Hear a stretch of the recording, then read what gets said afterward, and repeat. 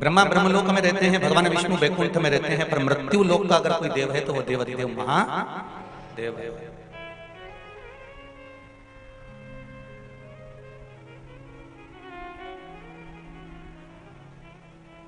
और रतलाम क्षेत्र तो ऐसा क्षेत्र है कि चारों तरफ शंकर भगवान से, देवी देवताओं से, आसपास में सब दूर घिरा हुआ है। तुमसे अगर कोई पूछे कि तुम्हारा पड़ोसी कौन है तो कह दोगे हमारा सांवरिया सेठ।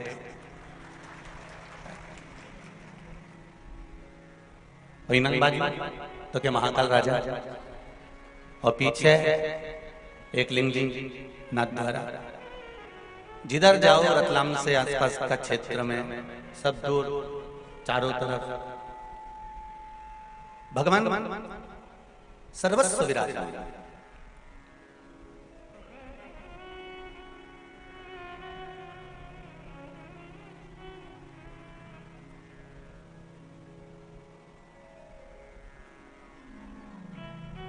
और शिव की कृपा, उदारता, दया जो आप पर और हम पर हुई है कि आप और हम बैसाख के महीने में, बैसाख शिवरात्रि, शिव महापुराण की कथा श्रवण करने के लिए विराजमान है। प्रत्येक महीने मासिक शिवरात्रि आती है, प्रत्येक महीने में शिवरात्रि आती है।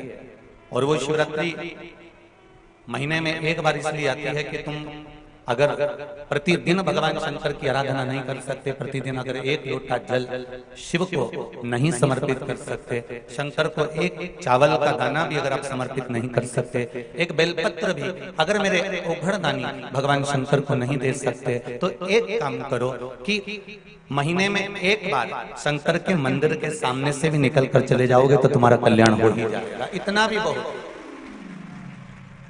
अरे भाई,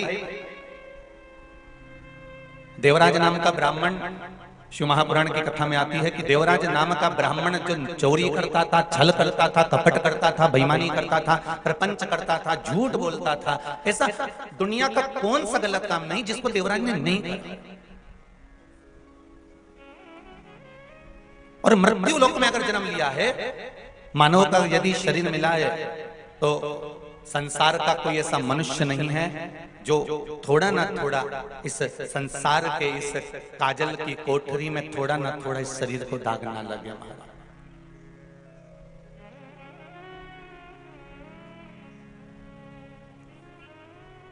मालवा के संत श्री नागर जी महाराज एक बात बहुत सुंदर कर रहे हैं।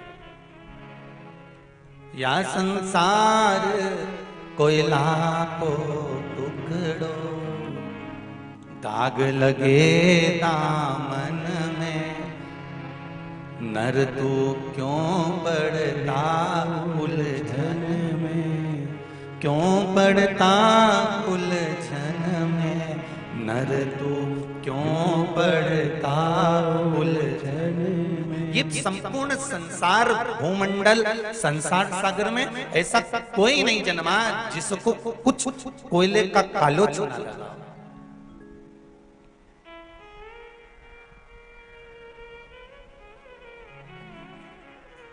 मेरे राम जी महाराज लंका पर विजय प्राप्त कर कर आए, अयोध्या के राजा बनकर बैठ गए तो भी नहीं छोड़ा। उन पर भी कह दिया गया कि बताओ, जो रावण की लंका में लेकर आई हैं, उन सीता जी को अपने साथ रखा है, उन जानकी जी को अपने साथ रखा है। भगवान कृष्ण जिनके घर में राजसी ठाठ है, दौलत है, संपदा है, धन है, वैभव है, सत्ता है, सब कुछ है, तो भी कह दिया कि इन्होंने मणि की चोरी करी है, ये चोर है। माखन तक तो ठीक था कि माखन चुराया था, पर अब तो कह दिया गया कि इन्होंने मणि चुराई।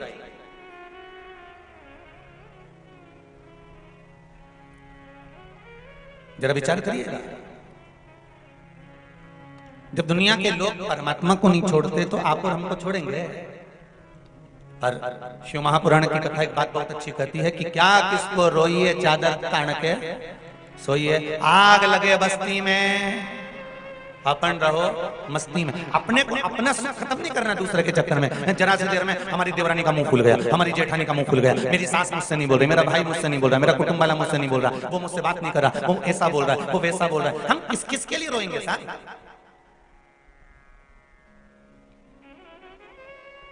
हम किस किस के लिए रोएंगे?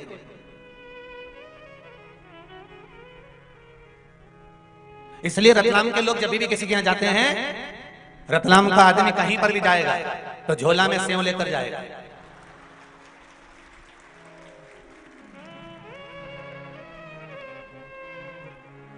और दुनिया में कहीं का सेव इतना तीखा नहीं होता जितना रतलाम का सेव होता। और जाते ही सबसे पहले मेहमान को रतलाम का सेव निकाल कर देगा। अच्छा, उसको ये नहीं मालूम कि क्यों दे रहा है, पर सामने वाले को जब वो देता है तो ये पहले ही कह दे रहा है, साहब हम हमारे गांव की प्रसिद्ध चीज लेकर आए हैं, तो मैं सेव इसलिए दे रहे हैं क्योंकि हमारे यहाँ सबसे जोरदार सेव बनता है, सबसे जोरदार नमकीन बनता है, इसमें जोरदार मिर्ची होती है, जोरदार इसमें मसाला होता है, इसलिए हमने आपको दे दिया कि हमने मसाले का सेव इसलिए दिया है कि तुम इसको खाओगे तो हमारी याद आएगी। इसलिए हम कुछ भी कहें तो हमारी बात पर मत जाना, सेव और हमारी वाणी एक जैसी है। बस आनंद में रहकर शंकर की आराधना करना, आनंद में रहकर भगवत स्मरण करना, आनंद में रहकर भगवत कीर्तन धारण करना। ये मनुष्य का शरीर बड़ा बड़ा छोटा सा शरीर है साहब, जीवन का कोई ठिकाना होता है? गेहूं के खेत में से एक दिन गेहूं कट जाता है, चना के खेत में से एक दिन चना कट जाता है, लहसुन के खेत में से लहसुन उखड़ जाता है, प्याज के खेत में से प्याज उखड़ जाता है, मूंगफली के खेत में से मूंगफली उखड़ जाती है, मक्का के खेत में से मक्का कट जाती है, ज्वार के खेत में से ज्वार कट जाती है, बाजरा के खेत में से बाजरा कट जाती है। उसी तरह संसार के खेत में से मनुष्य कब कट कर निकल जाए इसका कोई ठिकाना नहीं। ये मानव का कोई ठिकाना नहीं है कब निकल कर जाना होता है।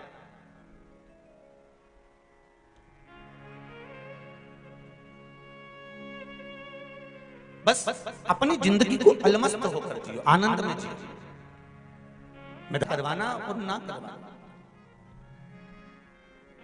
पर श्रवण शक्ति से कथा का रस तत्व ग्रहण करना।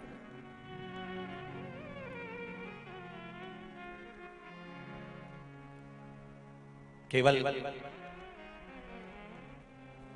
कथा को सुना, यहां से सुनकर यहां से निकाल दिया, बचा कुछ था, कपड़ों में से झटकार दिया, वहां तक कथा को मत रखना। 7 दिन की कथा है,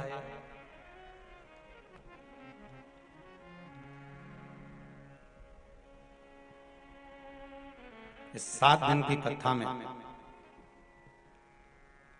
जो आपको अच्छा लगे वो जिंदगी में थोड़ा सा उतार लाना, जो अच्छा नहीं लगे यहां से जब जाओ और रास्ता में कहीं नदी, नाला, तालाब, बावड़ी, कुआं जो मिले उसको उठाकर फेंक दे, मन में मत रख,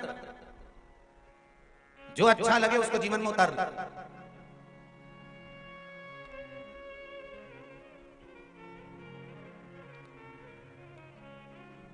कितनी सुंदर बात कही है। कोई तुमको बहुत सुंदर लग रहा है ना, कोई तुमको बहुत अच्छा लग रहा है ना, बहुत अच्छा लग रहा है तो उसको ज्यादा गौर से मत देखो।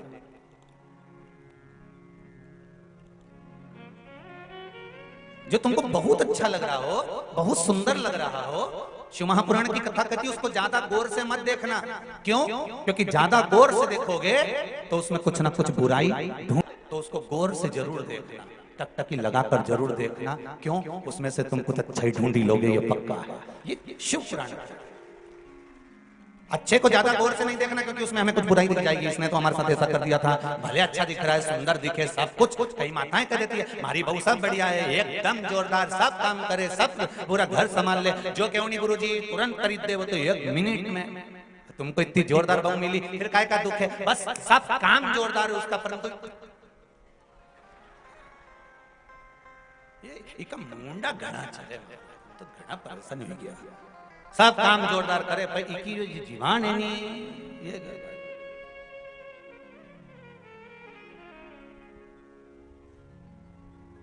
नहीं तो इनमें कहीं कमी नहीं है, जोरदार।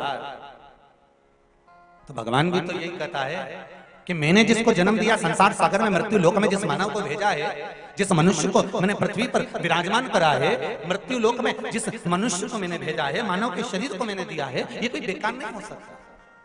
ये मानव का जो शरीर है ये बेकार नहीं है, इसको बस केवल हमको ज्ञात करना है, हमको समझना है, उसको आनंदित होना है कि ये मानव का शरीर हमें भगवान ने दिया है तो बेकार नहीं दिया। अभी हरिद्वार की कथा में आपको कहा था, आप लोगों ने श्रवण करा होगा कि हम हमारे घर में, हमारी अलमारी में, हमारे कमरे में हम कोई भी चीज ऐसी नहीं रखते जिसका कोई उपयोग नहीं है। तुम्हारे अलमारी में जितनी साड़ी रखी है ना, सब काम की रखी है। तुम्हारी तिजोरी में जितना सामान रखा है सब काम का रखा है। तुम्हारे घर में, तुम्हारे कमरे में, तुम्हारे मकान में जो सामान रखा है वो सारा के सारा तुम्हारा संभाल कर तुमने काम का रखा। बोलो सही है कि गलत है? जब तुमने अपनी अलमारी में, तिजोरी में, तुम्हारे कमरे में, तुम्हारे मकान में जो सामान रखा वो सब काम का रखा, तो ईमानदारी की बात बताओ, भगवान का ये मृत्यु लोक घर है और उस घर में तुमको अगर रखा है तो भगवान ने तुमको फालतू का नहीं रखा है, भगवान ने भी तुमको काम का रखा है कि ये मेरे काम का है। आज नहीं तो कल भजन करेगा, आज नहीं तो कल कीर्तन करेगा, आज नहीं तो कल स्मरण करेगा, आज नहीं तो कल मंत्र जाप करेगा, आज नहीं तो कल भगवत नाम में डूबेगा, भगवत स्मरण में डूबेगा। तो भगवान काम कर, भगवान कभी बेकार। मैंने तेरे ही भरोसे, ओ बाबा तेरे ही भरोसे, हवा बिच उड़ती जावांगी बाबा, डोर हथों छठी ना में कटी जावांगी। ओ भोले मैं तेरी बटन, शंभो मैं तेरी बटन, हवा विच उड़ती जावांगी बाबा, डोर हथों छठी ना में कटी जावांगी। हे बाबा, हमारे जीवन का सर्वस्व आपके चरणों में, आपके पास। बैसाख शिवरात्रि, शिव महापुराण की कथा रतलाम वासियों को मिली है, बहुत अच्छे से सुनिएगा।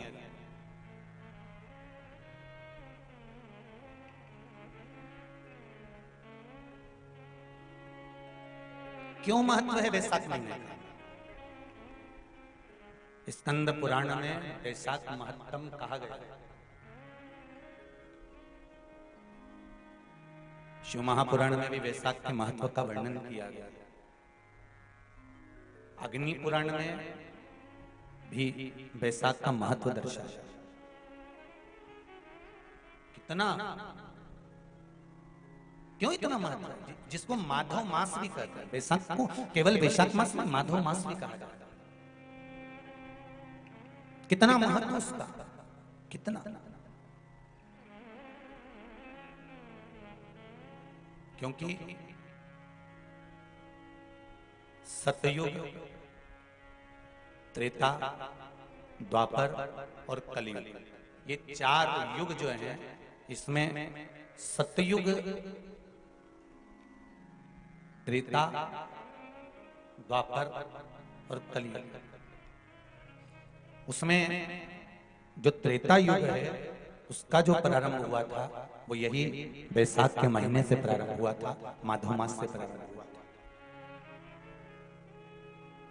और इस पवित्र मास में कूर्म अवतार, हयग्रीव अवतार, नरसिंह अवतार, नरनारायण अवतार, परशुराम अवतार, गंगा अवतार, ये सारे अवतार भगवान नारायण ने, भगवान विष्णु ने, मेरे शंकर भगवान ने, सरम्भेश्वर अवतार, ओमकार अवतार, मल्लिकार्जुन अवतार, भीमाशंकर अवतार, मेरे शिव ने इसी बैसाख के महीने में प्राप्त किया। मेरे नारायण ने परशुराम अवतार, नारायण अवतार, स्वयं हयग्रीव अवतार, कूर्म अवतार, नरसिंह अवतार, ये सारे जितने अवतार हैं मेरे भगवान विष्णु ने इसी बैसाख महीने में प्राप्त किया।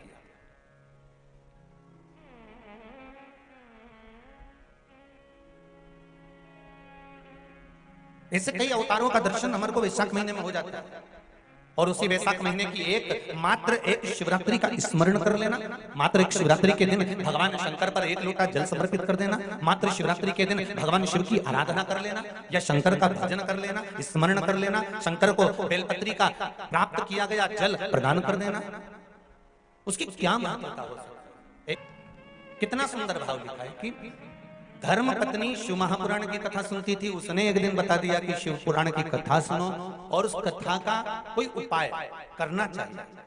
और पति ने और पत्नी ने विचार कर कर कि चलो बेलपत्र का प्रयोग बताया है, अपना जाता क्या है करने में, कोई पैसा तो खर्च नहीं हो रहा, ना कहीं जांच कराने जाना है। एक लोटा जल एक बेलपत्र शिव को समर्पित करा, पाया, और उसका फल ये रहा कि अब उन्होंने लिखा है नीचे, दवाइयां मैंने गोली खाना बंद कर दी है, अब पूर्ण रूप से स्वस्थ हूं, भोले बाबा की कृपा है। ये शिव की उदारता है, ये शंकर की।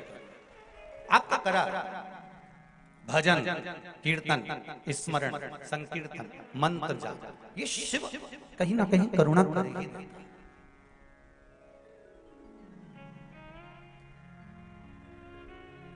और जितने लोग आप लोग जितने भी आस्था चैनल पर सुन रहे हो, फेसबुक यूट्यूब पर सुन रहे हो, चाहे इस पावन रतलाम की भूमि पर पावन प्रांगण्य में बैठकर श्रवण कर रहे हो, आपसे एक निवेदन जरूर करूंगा कि आप कथा बैसाख महीने की श्रवण कर रहे हैं, ये भाव जागृत रखना कि मेरा शंकर, मेरा शिव, मेरे नारायण, ये अगर ये बैसाख मास की कथा का अगर लाभ दे रहे हैं तो कहीं ना कहीं हमारे जीवन का कल्याण होगा ही, ये निश्चित है, ये निश्चित है।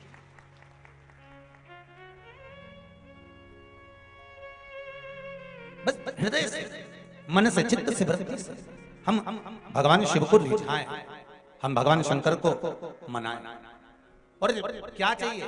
देवराज नाम का ब्राह्मण जिसने चोरी करी, छल करा, कपट करा, बेईमानी करी, प्रपंच करा, निंदा करी, बुराई करी, ऐसा कौन सा कार्य था जो ना करा उसने? बेकार से बेकार, बेकार से बेकार कार्य करता, सब बेकार से बेकार कार्य करता। फिर भी शिव कृपा देखिए कितनी प्रबल है, शंकर की उदारता कितनी प्रबल है, शिव भक्ति कितनी प्रबल है।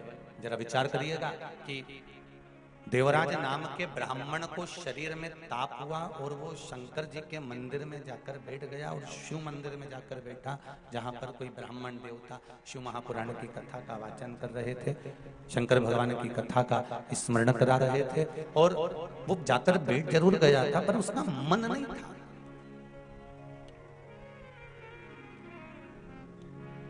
तुलसीदास जी से किसी ने पूछा, तुलसीदास बाबा से किसी ने, थोड़ा प्रेशर दीजिए, तुलसीदास बाबा से किसी ने पूछा,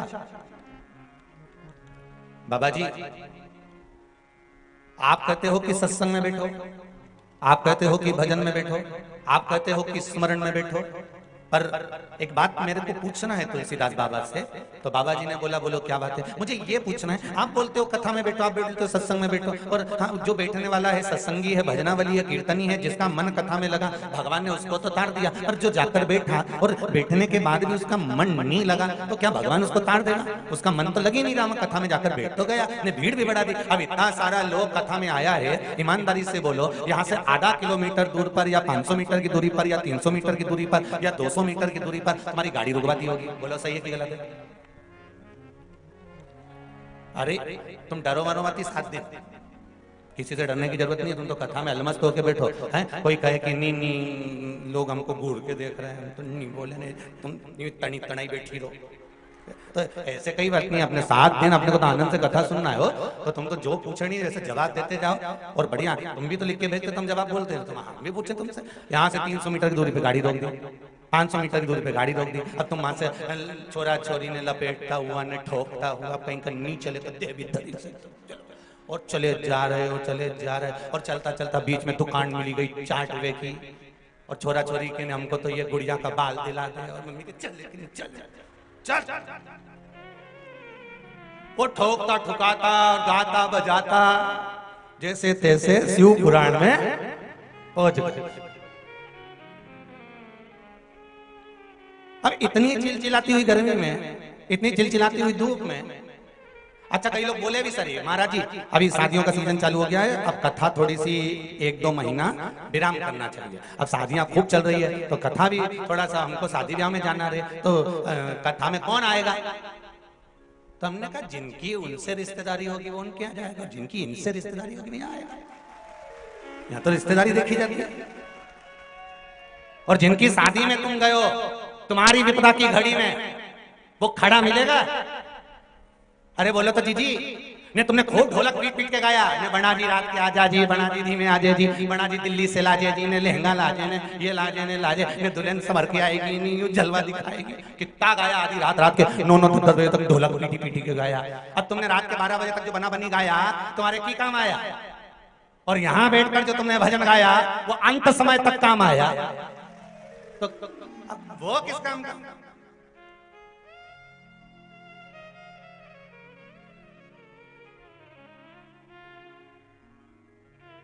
संबंध देखा जाए अंत।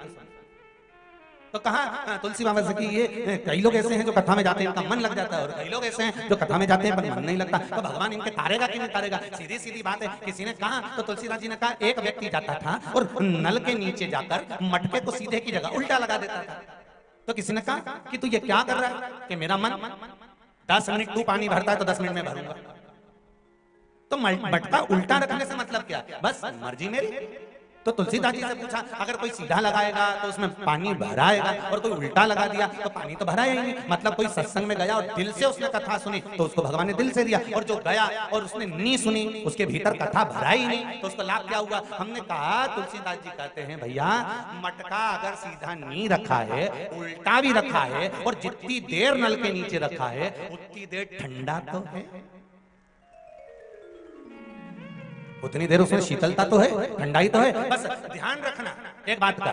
कोई तुमसे कहे कहां जा रही? कथा में जा रही। कोई तुमसे कहे कहां जा रही? तो महापुराण की कथा में जा रही। तुम आ जाके क्या करेगी? इतनी धूप पड़ी रही है, इतनी गर्मी पड़ी रही है और वहां कथा में जाके भीड़ इतनी पड़ रही है, कहां जाके बैठेगी? मैं तो कथा में जाऊंगी तो मैं टीवी पे सुनूंगी चाहे मोबाइल पर सुनूंगी पर कथा सुनूंगी। तो क्या होगा उससे? तो कहा 3 घंटे दिन भर मोबाइल पे झूठ बोलूं, कपट करें, दुकान पर व्यापार में व्यवसाय में आदि आदि जगह दिन भर झूठ छल कपट बेईमानी प्रपंच दिन भर चलता रहता है, दिन भर चलता रहता है। कम से कम 3 घंटा कथा में बैठेंगे तो इस मुख से झूठ तो नहीं निकलेगा, इस शरीर से पाप तो नहीं होगा, इस शरीर से कपट तो नहीं होगा, इस शरीर से बेईमानी तो नहीं होगी। 3 घंटा तो हमारा अच्छा निकलेगा ना। अब उसमें तो तेरा मन लग जाएगा कथा में, तो भले नहीं लगे पर 3 घंटा बेकार काम से तो बच जाऊंगा। 3 घंटे अगर बेकार काम से बच गए तो भी शिव जी की कृपा ही समझना, क्योंकि यहाँ संसार कोई लाखों टुकड़ों जन में नर तू मत पड़े रे उड़। अगर पढ़ना है तो शिव की भक्ति में पढ़ो, शिव की भक्ति।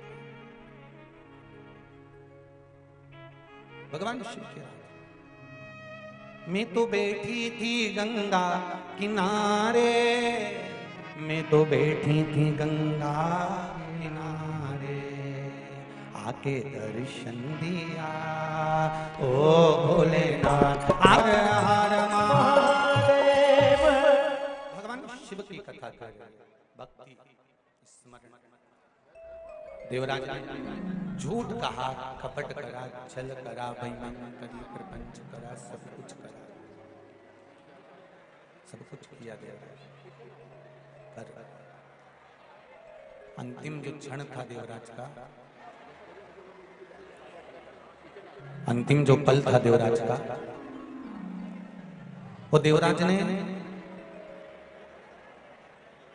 भगवान शिव की कथा में पहुंच गए। भले उसका मन नहीं लगा, भले उसका हृदय नहीं लगा, पर कथा में जाकर बैठ गया और वहां से निकल गया तो शिव की कृपा देखिए क्या हुई कि बेलपत्री के वृक्ष के नीचे उसके प्राण छूटे।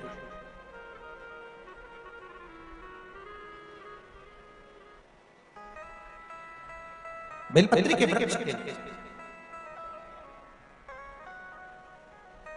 बैसाख के महीने में पीपल के वृक्ष के नीचे, बेलपत्री के वृक्ष के नीचे,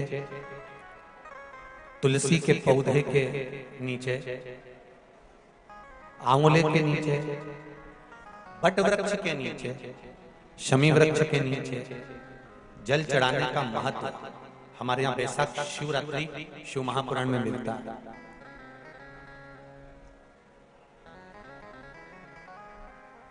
और जल की महत्वता क्या है महाराज? जैसे देवराज ने भगवान शंकर के मंदिर में पहुंचकर मात्र कुछ देर की शिव महापुराण की कथा सुनकर बेलपत्री के वृक्ष के नीचे अपने प्राणों को त्यागा, तो शिव के ही धाम पर चला गया, शंकर के धाम। उसी तरह एक बड़ी सुंदर कथा थी। कुशकेतु नामक एक राजा हुए, जिनके घर में एक पुत्र हुआ जिसका नाम था हेमकांत। क्या नाम था? जम के बोलो जरा। हेमकांत। एक पुत्र हुआ जिसका नाम हेमकांत।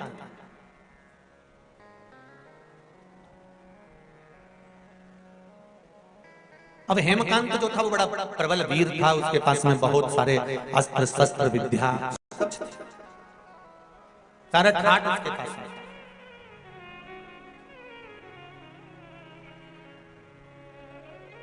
बैसाखी शिवरात्रि शिव महापुराण की कथा कर रही है।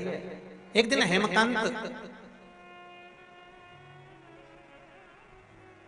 एक हिरण को मारते समय, मृगा करते समय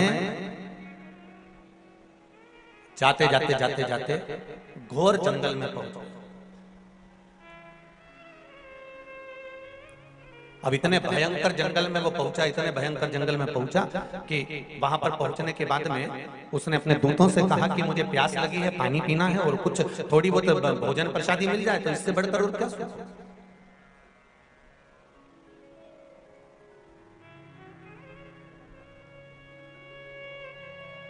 जाओ जरा भोजन की व्यवस्था देखिए, पानी की व्यवस्था देखिए।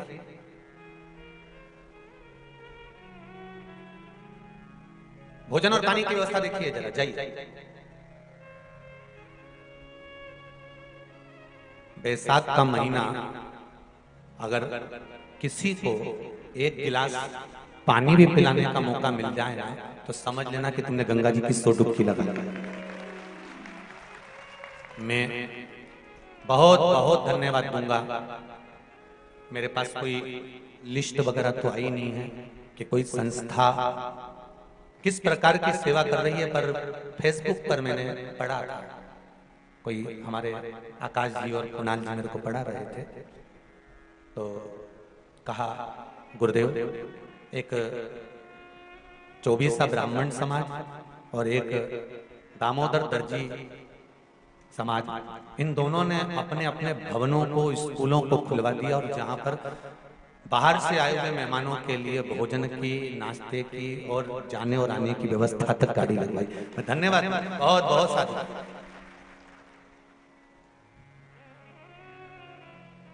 बहुत बहुत साधुवाद दूंगा मैं रतलाम के इन धर्म से जुड़ी हुई संस्थाओं, जिन्होंने अपने बताया 24 ब्राह्मण समाज ने कोई स्कूल खुलवा दिया, दामोदर दर्जी समाज ने अपना भवन खुलवा दिया, और तो और नाश्ता, चाय और भोजन तक की व्यवस्था रखी कि बाहर से कोई समाज बंधु आए तो उसमें रुके तो कष्ट ना महसूस।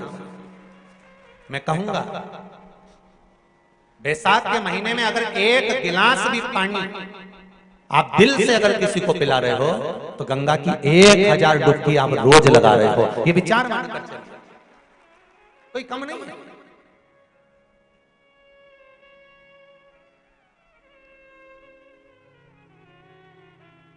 किसी न किसी रूप में हम जब भगवान के प्रति समर्पित होते हैं, हमारा समर्पण जब भगवान के प्रति होता है, हमारा समर्पण भाव जब भगवान के प्रति होता है, तो उसका सुख हमें मिलता जरूर है। और शंकर की कथा में शिव को केवल तुम्हारा निर्मल मन सो मोहि पावा मोहि छल छल कपट नाम। शंकर को निर्मल चित्त, निर्मल मन, निर्मल भाव चाहिए, निर्मल दिल चाहिए।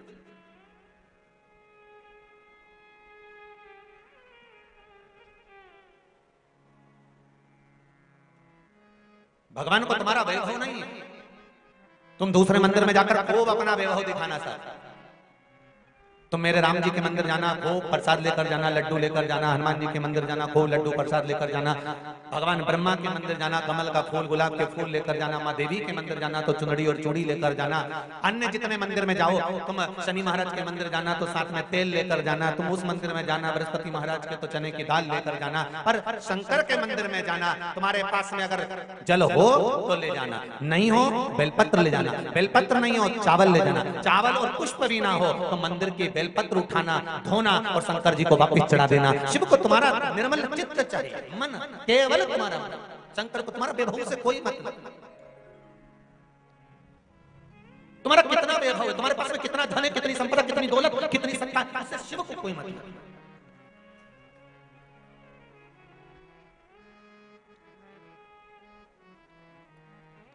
आपने भगवान को दिया क्या है, भगवान को आपने समर्पित किया क्या? पशुपति व्रत जब माताएं करती हैं, भाई करते हैं, बच्चे करते हैं, और जब पशुपति व्रत के 5 दिए मंदिर में लगाने के बाद जब वो छठा दिया अपने दरवाजे पर, दरवाजे की ओर मुख कर कर बैठ कर सीधे हाथ की ओर जब वो दिए को लगाती हैं बेटियां, बहुएं, माताएं, भाई, पशुपति व्रत का जब वो छठा दिया मंदिर से लेकर आने पर, मंदिर के द्वार से लाकर अपने घर के द्वार पर जब वो जलाती है तो उसके मन का जो भाव होता है, जिस दिल से, जिस हृदय से, जिस चित्त से, जिस वृत्ति से वो भगवान से जो कहती है, भगवान पशुपति व्रत के अंतर्गत 5 ही व्रत में उसका मन का मुराद पूर्ण कर देते हैं, हृदय की बात पूर्ण कर देते हैं, क्योंकि दिल से कहा गया।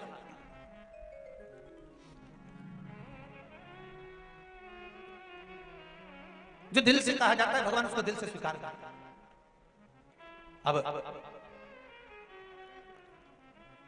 हेमकांत गए थे मृगा करने के लिए, और हेमकांत गए और जितने उनके साथ में गए थे वो सब देखने के लिए गए कि भोजन मिल जाए, पानी मिल जाए, कहीं गए और जाने के बाद उनको कहीं मिला नहीं कुछ भी, वापस लौट कर आ गए। तो हेमकांत आगे जाते जाते जाते जाते उनको एक सुंदर आश्रम मिला,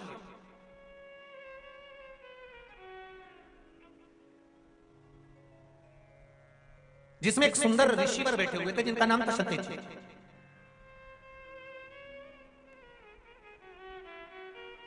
और जब वहां जाकर उन्होंने देखा कि मैं आया और मेरा कोई आदर नहीं, जैसे श्रीमद् भागवत कथा में आता है कि राजा परीक्षित जब गए और शमीक बाबा के आश्रम पर पहुंचकर जल की याचना करी और जल नहीं मिला, इन्होंने तो याचना भी नहीं करी कि मुझे जल चाहिए, इन्होंने तो जाते से बस वहां पहुंचने के बाद इनके मन में आ गया कि मैं यहाँ पर आया हूं और मेरा आदर होना चाहिए। शिव महापुराण की कथा कहती है, बहुत सावधानी से सुनना।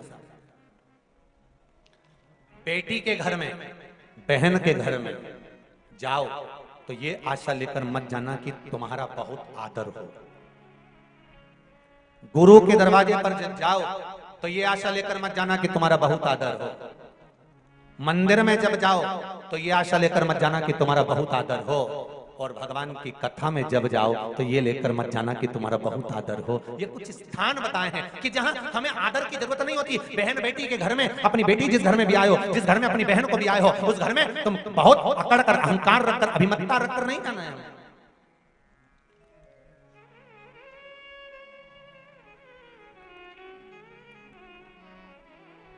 बहुत अभिमान था भगवान कृष्ण की एक धर्मपत्नी माता सत्यभामा जी को, बहुत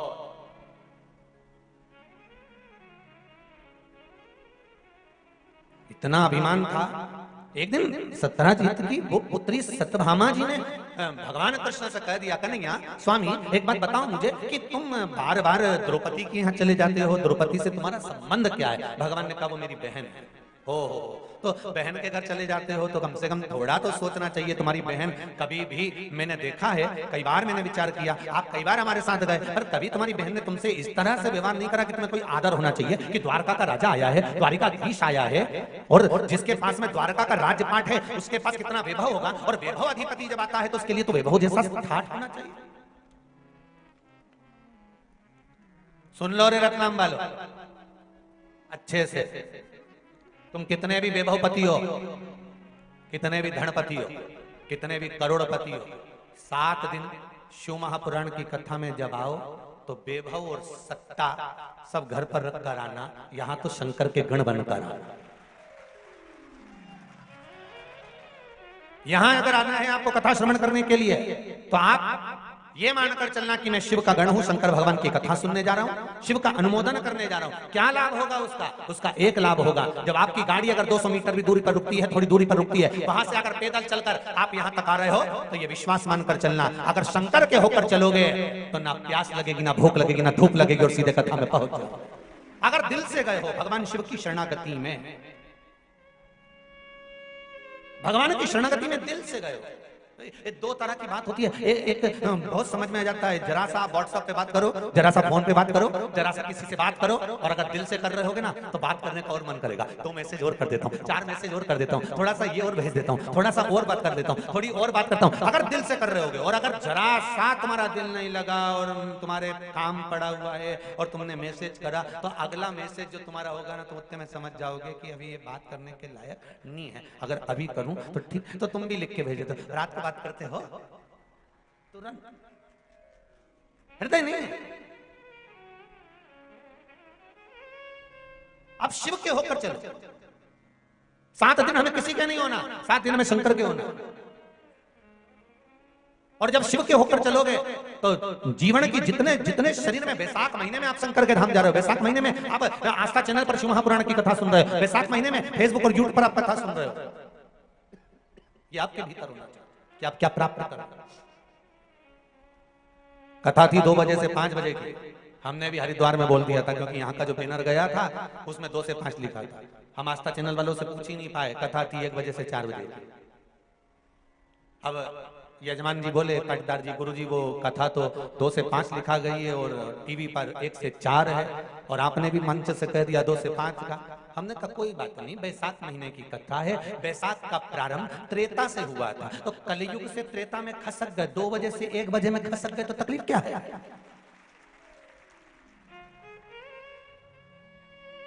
जितने लोग आस्था पर सुनने वाले हैं, फेसबुक यूट्यूब पर श्रवण करने वाले हैं, आप भी अपने अपने रिश्तेदारों को, परिचितों को, और जितने रतलाम के लोग कथा सुन रहे हैं, कई लोग बेचारे 2 बजे के हिसाब से आएंगे ट्रेन में चढ़ के, तो तुम भी आज ही शाम को जाते जाते यहीं से बाहर निकल के कथा का फोटो खींच के नीचे लिख के डाल दीजिए, 1 बजे से 4 बजे आ जाओ, 5 बजे तो कहीं नहीं मिलेगा, तो कुछ नहीं जाए, बस यहाँ से जब जाओ नहीं तो एक फोटो क्लिक करके, जैसे तुम्हारा जोरदार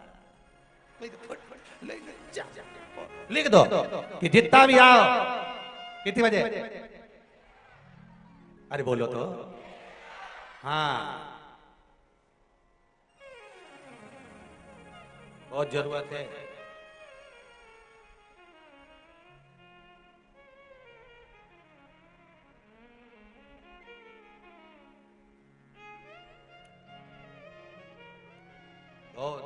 सब भेज देना।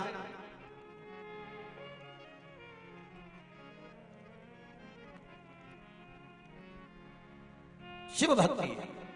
और हेमंत कांत जी पहुंच गए शरत जी के यहाँ। शरत जी ऋषि तप में लीन थे, ध्यान नहीं गया, इन्हें याचना नहीं। राजा परीक्षित ने तो याचना करी थी कि मुझको जल पिला दीजिए, मुझको प्यास लगी है, पानी लाओ। शमीक ऋषि के आगे कह रहा है।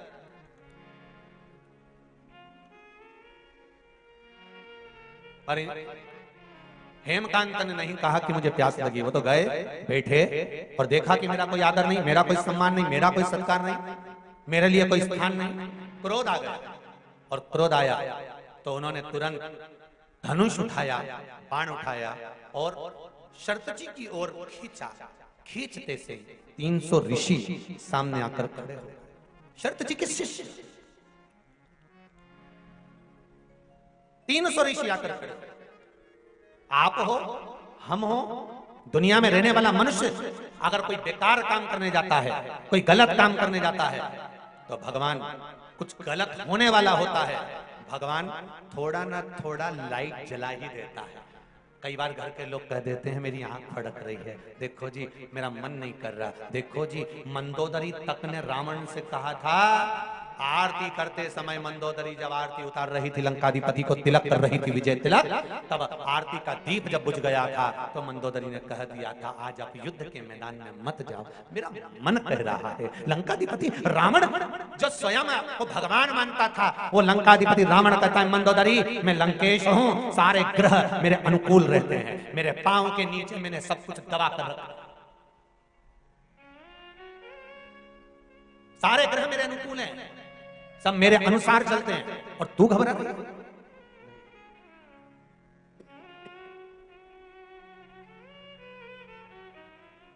मंदोदरी तू चिंता मत कर, तेरा पति विजय होकर आएगा। मंदोदरी कहती, आज मेरा मन ठीक नहीं लग रहा, आज मेरा चित्त ठीक नहीं लग रहा, आज मुझे श्रेष्ठता नहीं लग रही, आज मुझे श्रेष्ठता नहीं लग रही, आज मेरा चित्त, आज मेरा मन, आज मेरी बुद्धि श्रेष्ठ नहीं मान रही। और मेरी माताओं, मेरे भाई, इस पावन कथा में जितने लोग बैठे हैं, आपको भी कहूंगा, जब कोई गलत होने वाला होता है, भगवान बत्ती सबकी जलाता है कि देख बच्चा जा, रोक ले। उसके बाद भी हम सोचते हैं कुछ नहीं होगा, चलने दो, चलने दो, चलने दो।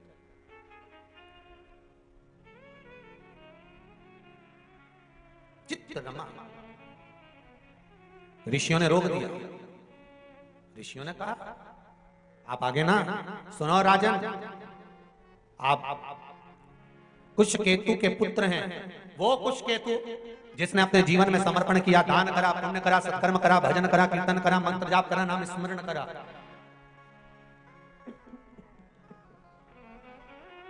आप कुशकेतु के पुत्र हैं राजन। यदि आप ये गलत करेंगे तो इसमें श्रेष्ठता नहीं होगी।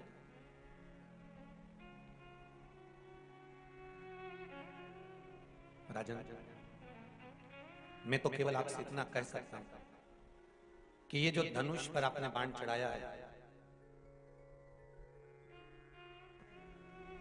धनुष पर जो बाण चलाया है, ये धनुष का चढ़ाया हुआ बाण आप उतार लीजिए नीचे। ये ठीक नहीं है, ये श्रेष्ठ नहीं है। सामने जो तप करने बैठे हैं, ये जानते नहीं आपको कि आप आए हो।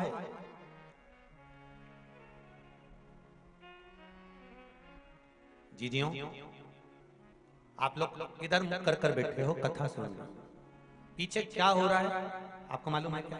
कुछ नहीं, क्योंकि आपका ध्यान कथा में। शर्तजी ऋषि का और उसके साथ, उनके साथ में रहने वाले जितने संत साधु सन्यासी तपस्वी साधक उपासक जो हैं, शर्तजी के जो साथ में है, तो उनका मन भी सत्संग में लगा हुआ है।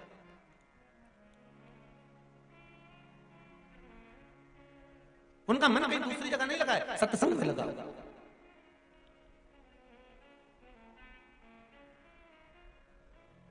और जब सत्संग में मन लगा हुआ है तो दूसरी जगह मन जाएगा कहां? फिर कहूंगा एक बात, शिव जी के मंदिर में अगर एक लोटा पानी लेकर जा रहे हो तो दिल भी शंकर के पास लेकर जा रहे हो।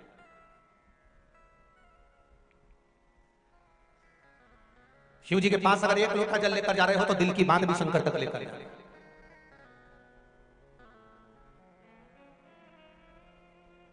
कितने लोग हैं जो शिव जी के मंदिर में रोज जल चढ़ाने जा रहे हैं? जरा हाथ उठाइए।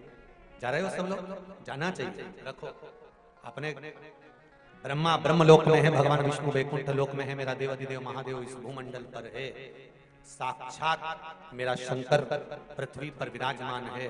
तो एक लोटा जल ले जाकर जब शंकर जी को हम चढ़ाते हैं तो हमारे दिल की बात शंकर हृदय में रखकर हमारी कामना पूर्ण कर ही देते हैं। ये शिव चित्त है, ये शिव कृपा। बैठिए, हर हर महादेव। शंकर की करुणा ही ऐसे, आप दिल से, चित्त से, वृत्ति से, मन से भगवान शंकर को अगर रिझा रहे हो तो शिव करुणा करेगा ही, शिव की दया होगी ही, ये निश्चित है कि तेरा ही दिया मैंने खाया पिया है, तेरा शुक्रिया है, तेरा शुक्रिया है, मुझे भोले भोले बाबा ने बहुत दे दिया है, तेरा शुक्रिया है, तेरा शुक्रिया है। ये जायदाद दी है, औलाद दी है, ये जायदाद दी है, औलाद दी है। मुसीबत में हर वक्त इमदाद दी है, मुसीबत में हर वक्त इमदाद दी है। तेरा ही दिया बाबा खाया पिया है, तेरा ही दिया बाबा खाया पिया है, तेरा शुक्रिया है, तेरा शुक्रिया है। मुझे भोले बाबा ने बहुत दे दिया है, तेरा शुक्रिया है, तेरा शुक्रिया। शिव कृपा से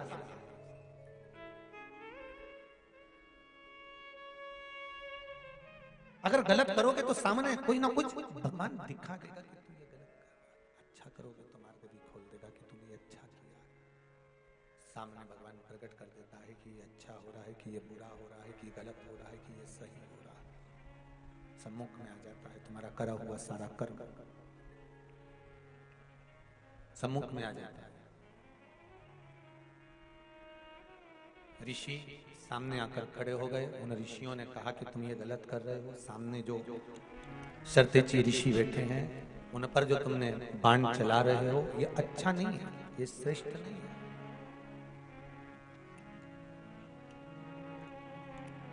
समझाया, नहीं माने, तब क्रोध आया, गुस्सा आया, और गुस्सा और क्रोध जब आया तो फिर शर्तेची पर तो बाण बाद में चलाया। पहले जो 300 ऋषि रोकने आए थे ना, उन पर बाण साधा। और एक बात अपनी जिंदगी में उतार कर रखी है, जब आप किसी को सतमार्ग बताएंगे, अच्छा मार्ग बताएंगे, सतमार्ग की ओर लेकर जाएंगे, अच्छे मार्ग की ओर लेकर जाएंगे, सतमार्ग की ओर अग्रण्य बढ़ेंगे, और कहेंगे कि ये गलत है और ये सही है, जब आप बताना चालू करेंगे तो हो सकता है दुनिया की निगाह में आप गलत हो सकता है। मित्र दोस्त जब किसी के मार्ग को भटकाते हैं, गलत मार्ग पर लेकर जाते हैं, तो दोस्त को यह समझ में नहीं आता कि यह गलत हो रहा है।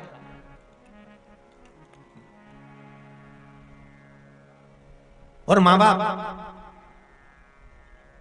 माता पिता समझाते हैं, समझाने का प्रयास करते हैं, माता पिता उसको बचाने का प्रयास करते हैं, तो बच्चे की निगाह में, बहुओं की निगाह में, बेटियों की निगाह में, बहुओं की निगाहों में, नवयुवक जो पीढ़ी है इसकी निगाह में लगता है कि मेरे माँ बाप मेरा ही बुरा चाह रहा है, पर वो बचाने का प्रयास करते हैं, वो बचाना चाहता है, बचाने का प्रयास करते हैं। महाराज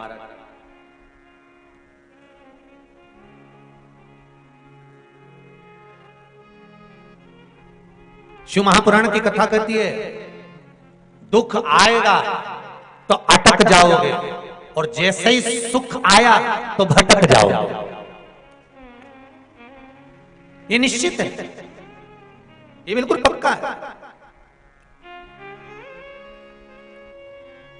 अगर गलती कर रहे हो, गड़बड़ी कर रहे हो, परेशानी, कहीं गलत संगत में पड़ रहे हो, गलत जगह पड़ रहे हो, गलत क्रम में पड़ रहे हो, दुख आया तो अटक गए। अब सोचा अब मैं तो बहुत बुरा फंस गया हूं, अब मैं क्या करूं, आगे कैसे बढ़ूं, क्या करना चाहिए, कैसे करना चाहिए, क्या कर सकता हूं, क्या प्रयोग करा जाए। अब कहीं जाकर पूछा जाए कि मैं ये तकलीफ में फंस गया हूं, तो दुख आएगा तो अटक जाओगे, और सुख आया तो जम के तो बोलो भटक जाओगे। जैसे सुख बड़ा बड़ी, धन बड़ा, वैभव बड़ा, पैसा बड़ा, पूंजी बड़ी, संपदा बड़ी, गाड़ी बंगला संपदा सब जब बढ़ती चली गई, बढ़ती चली गई, बढ़ती चली गई, तो उस समय पर फिर तुम भटक रहे हो।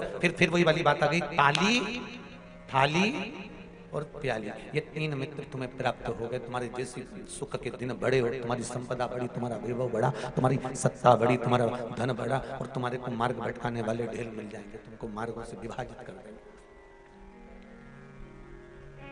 ये तुमको विभाजित कर देंगे, कहाँ जा रहा है, कहाँ फालतू के चक्कर में पड़ा हुआ है, कहाँ फालतू के लोगों में। तो ये तू चल, अपन मदिरा पान करेंगे, अपन ढाबे पर भोजन करेंगे।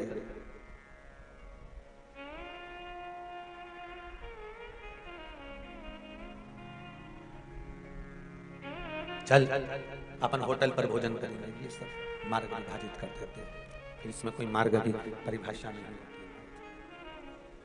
आज हेमकांत को जिन ऋषियों ने समझाया था, ऋषियों पर बाण चलाने के लिए तैयार बैठ गए। ऋषियों पर बैसाख के महीने में पीला चंदन को घिसकर थोड़ा सा उसमें गुलाब की पत्ती का रस डाला या गुलाब का इत्र डाला या गुलाब जल डाला, घिसने के बाद वही चंदन बेलपत्री के वृक्ष के नीचे त्रिपुंड लगाने पर, उसी त्रिपुंड की उंगलियां शंकर भगवान की शिवलिंग पर लगाने पर, उसी उंगलियों को लाकर जो दमे का मरीज होता है, जिसको थोड़ा चलने पर सांस फूल जाती हो, दम भर जाता हो, श्वास बहुत ऊंची नीची होती हो, दम भरा रहा हो, दम ऊपर नीचे हो रहा हो, तो उसके हृदय वक्ष स्थल पर लगा देने पर और एक कंठ के भाग में लगा देने पर, महाराज यही बैसाख के महीने में कर देने पर उसको फिर धीरे धीरे दम भरना बंद हो जाती है, श्वास का मरीज धीरे धीरे ठीक होने लगता है। ये दम के मरीज के लिए शंभो शंभो शंभो शंभो शंभो शंभो, ये दम के मरीज के लिए करना बैसाख के महीने में ही पड़ेगा और कभी नहीं कर सकते। और हम तो साथ शुभराम यही है, शिवराम महाराज भी यही है और तुम भी यही है। करने में क्या रहता है, प्रैक्टिकल रुकेगी, जब चलोगे तो दम बाहर आ रही कि नहीं बाहर आ रही, तो तुम कम से कम दूसरे दिन पत्र में लिखकर तो भेज दोगे, गुरुजी तुमने की थी, हमने दूसरे दिन ही कर लिया, और दूसरे दिन और फिर आया था में अब भरे कि नहीं भरे, या तो दम रहेगी या फिर दमादम रहे, या तो दम रह जाए या फिर मेरा शिव रह जाए, मेरा शंकर, मेरा शंभु रह जाए। तो आप जब करोगे स्वयं स्वतः के लिए तो वो सुख आएगा। महाराज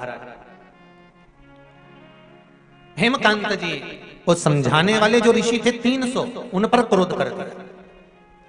सतमार्ग बताने वाला हमेशा बुरा ही लगेगा, होटल ले जाने वाला अच्छा लगेगा, मदिरा पान कराने वाला अच्छा लगेगा, किटी पार्टी में बैठना अच्छा लगेगा, पर सत्संग में बैठना अच्छा नहीं लगेगा। जो तुम्हें ज्ञान का उपदेश दे, जो तुम्हें समझाए, जो तुम्हारे मार्ग को प्रशस्त करे, सुंदर मार्ग की ओर लेकर जाए, वो तुमको अच्छा नहीं लगेगा। तुम्हें तो जो मार्ग से भटका रहा, अरे कहां कथा में पड़ा हुआ है, चल हमारे साथ चल, चल जरा अपन होके आते हैं, कहां चक्कर में पड़ा हुआ है, चल होकर आते हैं, चल जरा, चल तो जरा।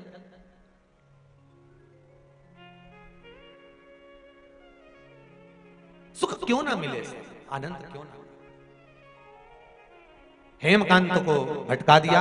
हेमकांत ने 300 ऋषियों पर बाण चलाए और 300 ऋषियों को मार दिया। 300 ऋषियों को खबर पहुंच गई सरतची के पास, 300 ऋषि मर गए और हेमकांत ने मारा।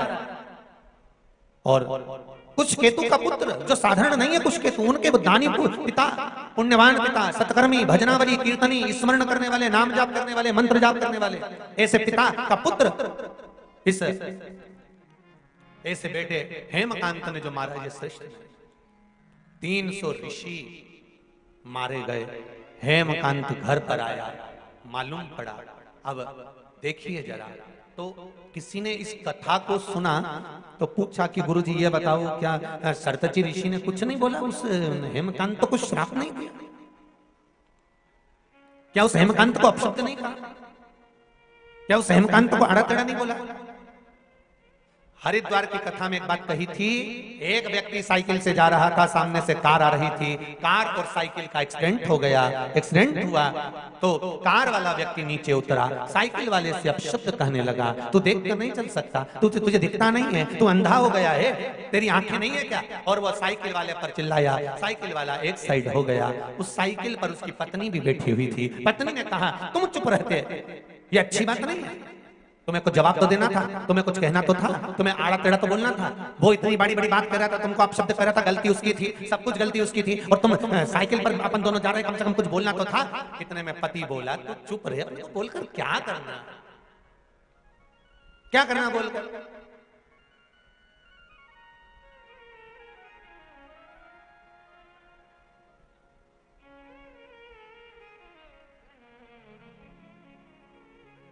उसने अपशब्द बोला, पलटकर आपने अपशब्द बोला, तो मतलब क्या हुआ? पति ने अपनी पत्नी को समझाया। पत्नी बोली, मैं बोलूं क्या, तुम नहीं बोलो तो? पति बोला, तेरे हाथ जोड़ूं मत, बिल्कुल मत।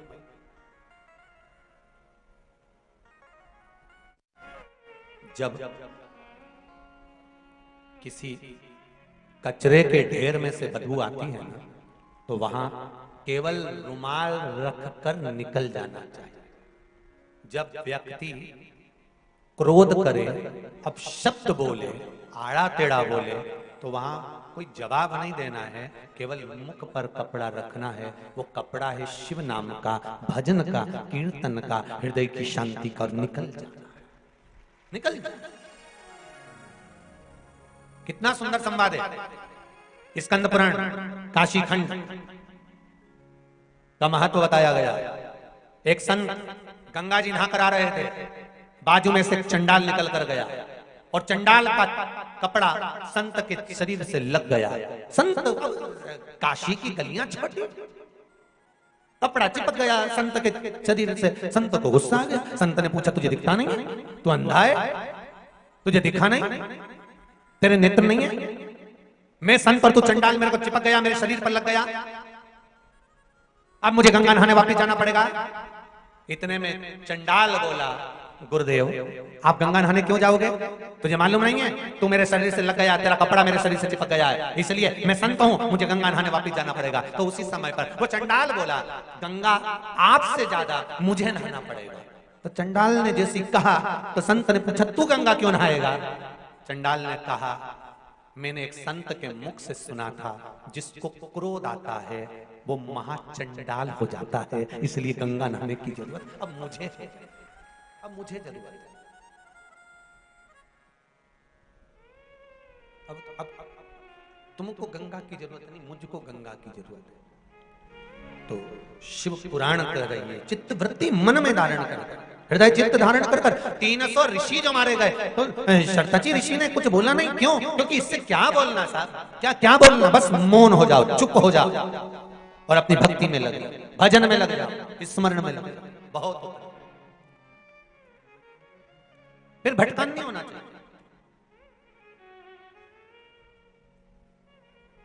भटकने वाला भटकेगा, आप शब्द कहने वाला शब्द कहेगा, ताने देने वाला ताने देगा, गाली देने वाला गाली देगा। आप शांत हो जाइए और भजन चित्त में लग जाओ, स्मरण में लग जाओ, फिर भाग्य की गति पर छोड़ दीजिए। कर्म का भोग तो मनुष्य को इसी भूमंडल पर भोगना है, आज नहीं तो कल भोगना ही पड़ेगा। बस आप जपो श्री शिवाय नमस्तुभ्यम, आप जप, गला पकड़ रहा है, श्री शिवाय नमस्तुभ्यम जपिए। श्री शिवाय नमस्तुभ्यं, श्री शिवाय नमस्तुभ्यं, श्री शिवाय नमस्तुभ्यं, श्री शिवाय नमस्तुभ्यं। मंत्र जाप में जितना स्मरण में लगा। अब हेमकांत को शरतची ने कुछ नहीं कहा, पर हेमकांत जब घर गए, उस केतु को मालूम पड़ा कि मेरे बेटे ने 300 ऋषियों को मार दिया, 300 ऋषियों के प्राण ले लिए, 300 ऋषि समाप्त हो गए, 300 ऋषि के प्राण चले गए, 300 ऋषि समाप्त हो गए, ब्राह्मण हत्या माथे चढ़ गई है हेमकांत।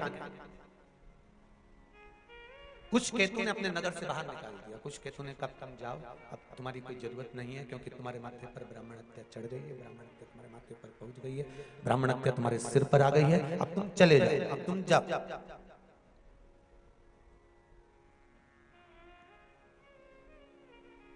एक बात कहे रतलाम वालों, जरा अच्छे से सुनना।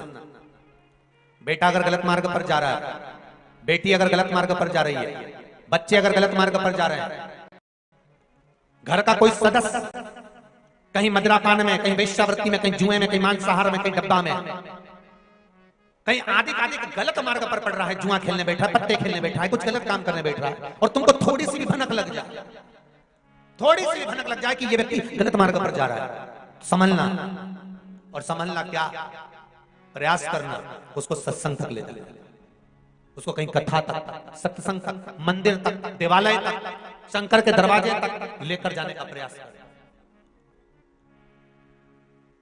गलत मार्ग पर चलने वाला व्यक्ति अगर शंकर भगवान पर एक लोटा जल, मात्र थोड़ा सा इत्र डालकर, कोई भी इत्र जो तुम्हारे पास में हो वो डालकर, अगर इत्र भी ना मिले तो किसी फूल की पंखड़ी को डालकर शिव को समर्पित करने लगता है, महीना भर लगता है, उसका मार्ग विभाजन हो जाता है, गलत मार्ग से सतमार्ग की ओर चले जाते हैं। आप उसको शिव भक्ति में लगा दो, आप उसको शंकर की भक्ति में लगा दो, आप उसको शिव स्मरण में लगा दो, आप उसको शिव भक्ति की ओर लेकर चले जाओ।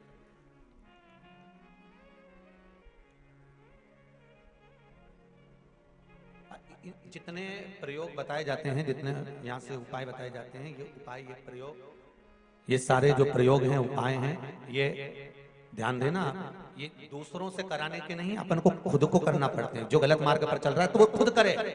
कई कई माताएं पूछती है, गुरुजी महाराज छोरा तो कहीं नहीं करेगा, तो मैं कर लूं कहीं?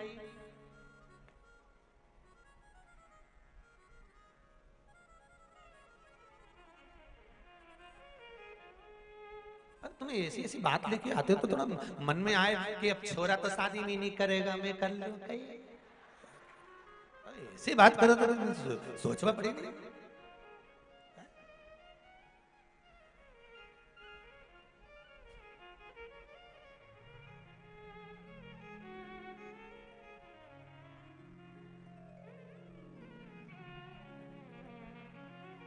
तुम खाओगे तुम्हारा पेट भराएगा, वो खाएगा, अरे बोलो तो, उसका पेट भराएगा। पेट जिसका दुख है, गोली भी उसी को खाना है। कष्ट जिसको हो, केवल आप बता दो कि ये गलत है, ये सही है, ये ऐसा है, ये वैसा है, फिर आगे उसको नहीं भाना। और बहुत ध्यान से सुनना जी, बेटा बेटी जब तक कुंवारी है, माँ और बाप जो करते हैं बच्चों के लिए वो उसको मिलता है। बहुत ध्यान देना। बेटा और बेटी का जब विवाह हो जाता है, दूसरे गोत्र की लड़की जब तुम्हारे गोत्र में आ जाती है, तुम्हारे बेटे से संबंध हो जाता है, या तुम्हारी बेटी दूसरे गोत्र में चली जाती है, तब माता पिता अपने बेटों के लिए, अपनी बहू के लिए, या अपनी बेटी के लिए, अपने दामाद के लिए कुछ करते हैं, वो श्रेष्ठता नहीं बनती। हाँ, हाथ लगवाकर, जैसे आप जल चढ़ाने जा रहे हो और बहू के लिए चढ़ा रहे हो, या पति के लिए या बेटे के लिए चढ़ा रहे हो, पति के लिए तो चल जाएगा, पर बेटे के लिए चढ़ा तो बेटे का हाथ का स्पर्श होना जरूरी है।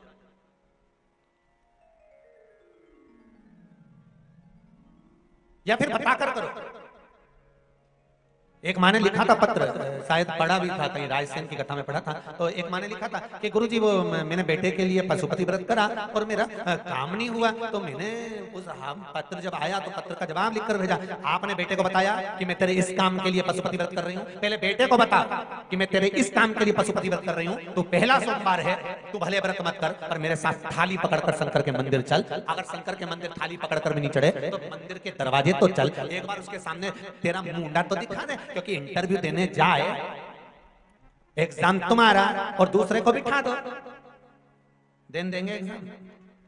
नहीं ना। तो जिसके लिए एग्जाम दिया जा रहा है, जिसका एग्जाम सामने खड़ा तो हो, तू चल मेरे साथ, ये चलकर मैं भगवान की पूजन करूंगी और तुम वहां खड़े रहना। बस इतना भी बोल कि तुम चंदा बनो तो मैं तारे बनूं।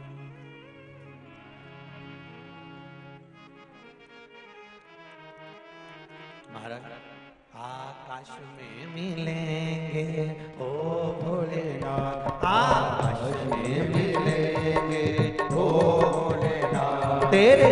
में रहूंगे, ओ भोलेनाथ तेरे संग में रहूंगे, ओ भोलेनाथ मेरे ओ भोलेनाथ, ओ भोलेनाथ। भगवान शिव आनंद की राशि, एक मार्ग बता देना, कुछ गलत मार्ग पर चल रहे हैं उनको रोक देना, जो गलत मार्ग पर चलने वालों को रोकता है। कुछ गलतियां अगर बता देता है ना तो व्यक्ति के जीवन में थोड़ा सा दुख का ऐसा पहाड़ टूट जाता है कि बताओ हमारी गलतियां बता रहे, हम में खोट देख।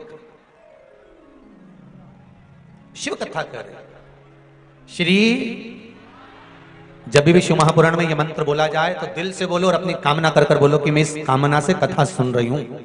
चाहे आस्था पर सुन रहे हो, चाहे फेसबुक पर सुन रहे हो, चाहे यूट्यूब पर सुन रहे हो, पर दिल से जहां बैठकर सुन रहे हो, चाहे रतलाम की पावन धारा पर सुन रहे हो, जब यह मंत्र बोला जाए शिव महापुराण का मूल मंत्र, तो दिल से बोलने का प्रयास करिए, अपने मन की बात भगवान शंकर को कहिए।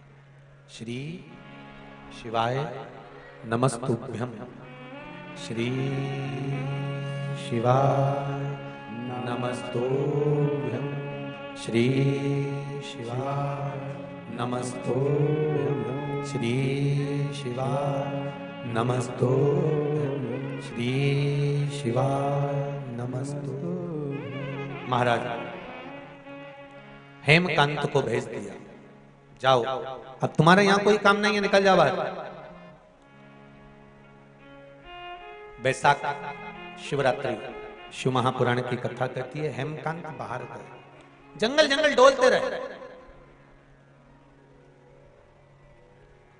शिवरात्रि के दिन बैसाख महीने की शिवरात्रि पर एक लोटा जल चढ़ाने का क्या महत्व है, ये हेमकांत की कथा कहती है, उसको समझ लेना जरा अच्छे से। स्कंद पुराण, अगर कोई आपसे पूछे कि सियोर वाले महाराज ये हेमकांत की कथा काय में से बोल रहे हैं, तो आप कह देना स्कंद पुराण में से बोल रहे हैं। बैसाख महत्तम,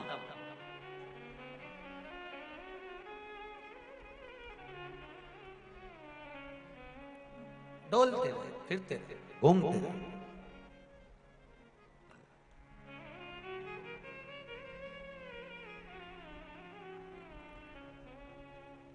और घूमते घूमते घूमते घूमते 28 साल निकल गए हेमकांत, 28 वर्ष। कब से आस लगाकर बैठे थे रतलाम वाले, अब शिव पुराण कथा सुनने को मिलेगी, अब मिलेगी, अब मिलेगी। पूरे रतलाम के आसपास के गांवों में, रतलाम में सबके हृदय में ऐसी खुशी है जैसे कि अपने घर में दिवाली आ गई है, अपने घर में। और यही शिव कृपा, यही शंकर की करुणा। और फिर कहूंगा, जो पहले भी कहा आज फिर कह रहा हूं, दुकान पर बैठकर जो कमाया, व्यापार में जो कमाया, नौकरी में जो कमाया, आपने जो भी व्यापार में, नौकरी में, दुकान पर जो बैठकर कमाया, वो परिवार और बच्चों के लिए, घर के लिए, पत्नी के लिए और कुटुंब के लिए कमाया। परंतु यहाँ 3 घंटे की जो आप सत्कर्म की, सत्संग की कमाई कर रहे हो, ये किसी दूसरे की नहीं, अपनी खुद की है। ये कभी खत्म नहीं होगा, ये कभी। आज अगर पाटीदार जी कथा करा रहे हैं या आप सब लोग आनंद के साथ श्रवण कर रहे हैं, तो ये किसी, इसकी पूंजी कहीं समाप्त नहीं होगी।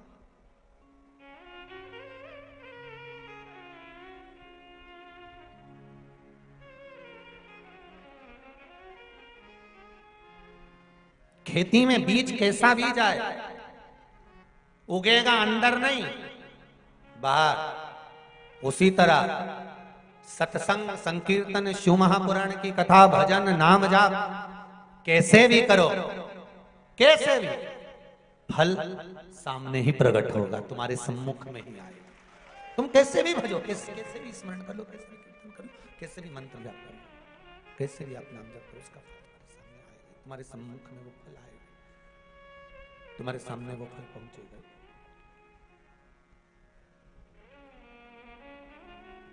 28 साल हो गए थे हेमकांत को वनों में विचरण करते करते, घूमते घूमते घूमते घूमते घूमते घूमते 28 साल के बाद में एक वृक्ष के नीचे बैठे हुए थे।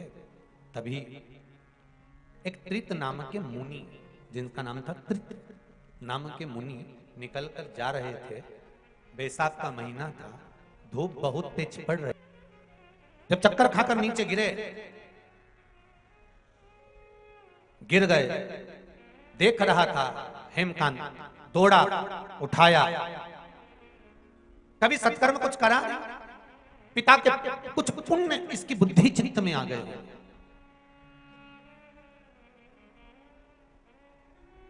हमारे माता पिता के संस्कार, माता पिता का ज्ञान उपार्जन का आनंद सुख हमारे भीतर आ ही जाता है।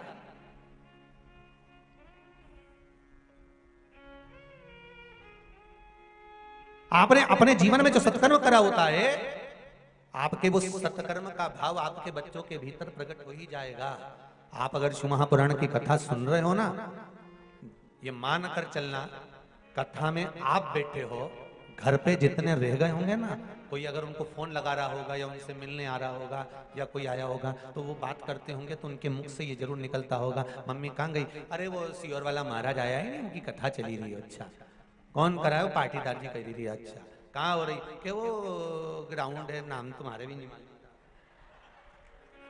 वहां चली रही है। अच्छा, तो तुम नहीं गए कथा में? नहीं, मम्मी दिन में चली गई, रात में वहां खूब सारा झूला वूला लग गया ही, तो हम दोनों धनी रुकाई तो रात को जमा। अच्छा, हाँ,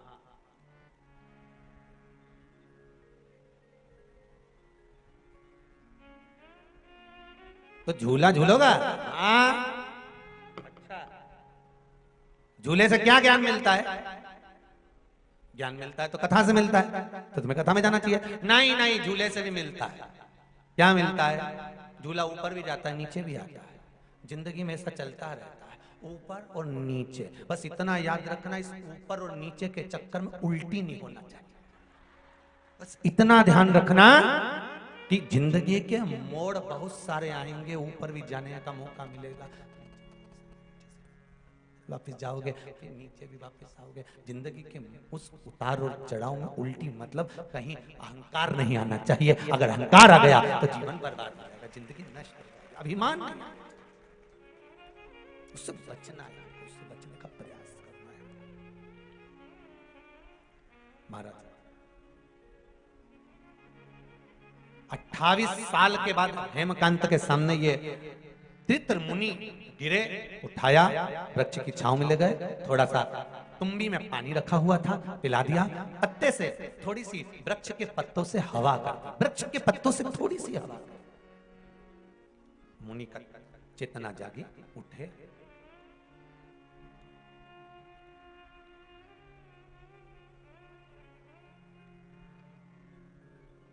मुनि ने कहा, हमको लगता है आप कोई राजकुमार हो, आप कोई साधु या सन्यासी या संत या साधक नहीं लगते, आप राजकुमार लगते, आप कोई राजकुमार हो।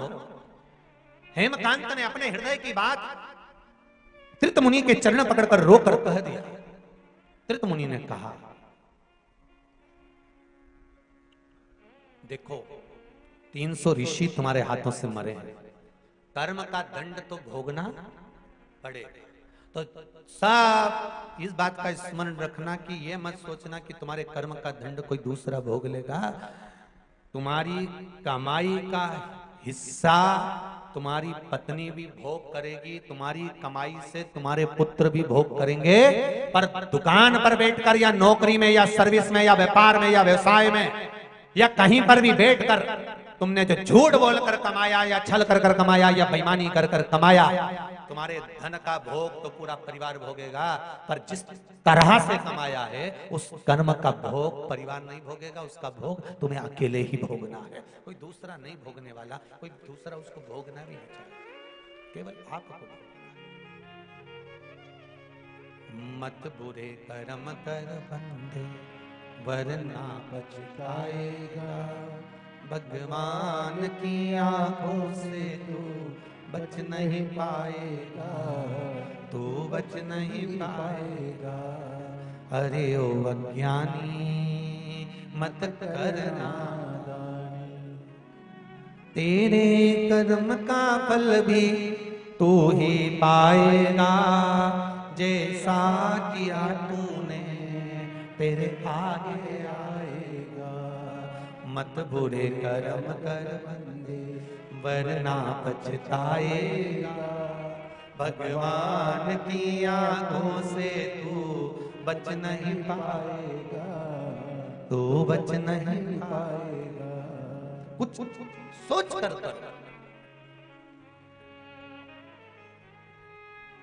और रतलाम के आसपास वालों अपने अपने परिवार वालों से कह देना 7 दिन दुकान जमीन जायदाद सब संभालो तुम, हम तो चले शिव महापुराण की कथा में।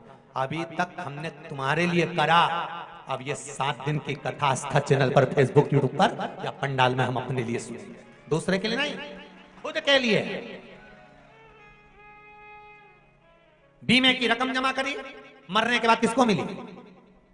नहीं अर्थी में बांधी निकाल के, तुम्हें कुछ मिला?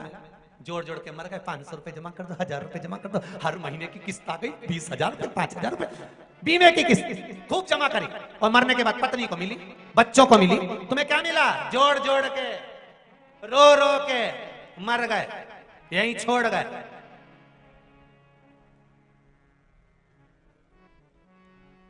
और मरते से ही बीमे वाले आ गए कागज लेके, पत्नी तो बेचारी मुंह पे पल्लू रख के बैठी थी। इतने में छोरा आके बोला मम्मी, ओ मम्मी, हाँ बीमे वाले अंकल आए।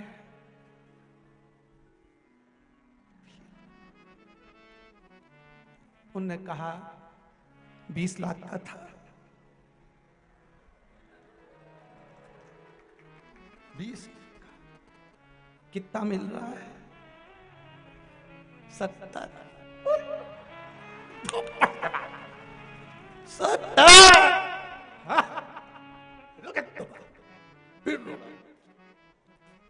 अब छोरा भी गले लग गया मम्मी के। मैंने क्रूजर देखी है, एक गाड़ी वही लूंगा। बाप गया ऊपर, छोरा नीचे आया। क्या जिंदगी?